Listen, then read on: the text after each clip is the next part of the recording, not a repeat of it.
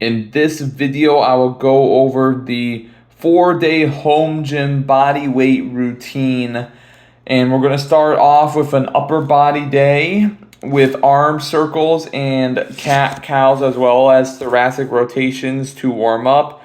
So with the arm circles, it's 10 reps each way, 12 reps, I should say. And then the cat cows is 10 reps. You want to arch that back and look up, round the back and look down. And then the thoracic rotation, I'm going to reach through and pull across, up and out to get into that mid and upper back. 10 repetitions each way, okay? From there, we're going to move on to our first exercise, which is going to be push-ups. So you can either do these standard or kneeling. Now, when you do push-ups, you want to keep your elbows tight to the body, okay? And lower your chest to the floor as opposed to rounding your shoulders forward and pushing the floor away from you, okay? Tuck those elbows in and push through the heel of your hand, if you will, and that will really get the chest and triceps involved and protect your shoulders all at the same time.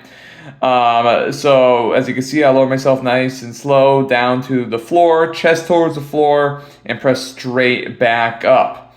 Always work out with your cat. They could be your best training partner.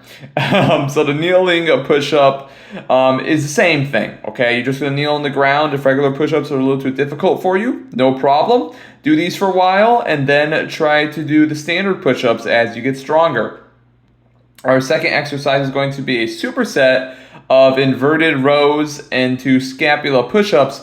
So if the inverted rows, there's a few ways you can set this up. Right here, I am doing this movement with a metal shower curtain and 2 sturdy chairs, okay?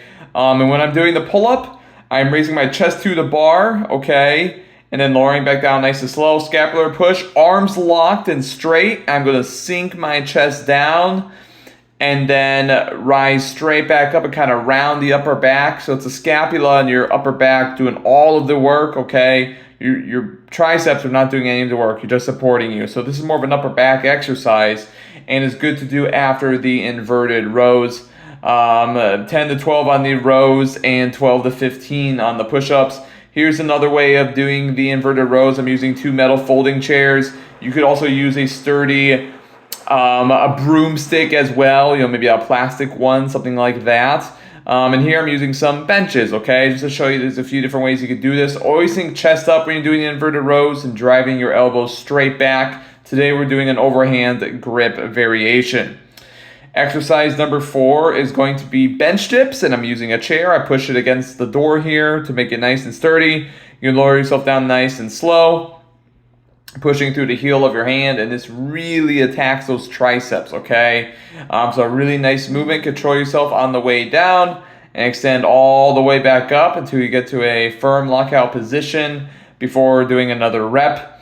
Another way you could do this is you could support your heels on another chair, and that way you can also add weight, like maybe a few heavy books across your lap to increase the resistance on the movement. Exercises 5 and 6 is going to be a superset of dead bugs to crunches, so get in those abs. So always think opposite sides with dead bugs. So right arm back, left leg down. I'm pushing my low back into the floor, and the way I do that is I tuck my chin, okay? Tuck my chin to my chest. That way my abs are getting all of the work, and the low back is not getting any stress, okay? So we are doing 30 seconds on the dead bugs. Okay, and after 30 seconds is up, we're going to go right into some body weight crunches. And there's a few different variations we can do, the first of which being feet elevated on a chair, like so. Okay, I'm rounding my upper body up, pushing the low back into the ground. You can also perform crunches with your feet elevated, like I'm doing here. Or you can have your feet planted on the ground, which is typically what I prefer. Either variation works just fine. The most important thing is that you're comfortable with the variation you choose.